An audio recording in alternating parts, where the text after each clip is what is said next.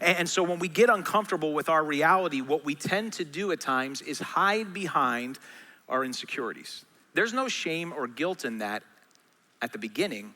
It's what we do after we recognize the insecurity as it comes to the surface or is triggered as a actual pothole, spiritually speaking, what we do with it afterwards, once we know it's there. Because there's something in all of us that when you see imminent danger, you take cover.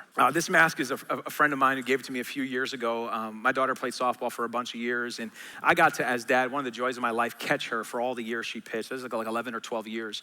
But about halfway through high school, she was still pitching. I recognized she was working out, she's getting stronger, and dad was on the decline. The fastball was getting a little bit faster, and I was getting a little bit slower, and then some of the breaking pitches were moving in ways that I didn't expect them to break, and I have an appreciation of all my teeth, so I just thought in order to keep those, I used it, and you put it on, and it's kind of awkward, and it's not fitting, and you have to fit it snug and whatever, but I knew that there was safety, that even if I missed the ball completely or deflected off my glove, I could go home that day with all my dental work intact. And so naturally in the physical, we're gonna do things that protect ourselves. Nothing wrong with that. There's wisdom in that. But what happens a lot of times is we, with the potholes that are beneath the surface in our lives, we put on these figurative masks that become this whole new persona for us that never was the intention of the Lord when we're dealing with things below the surface.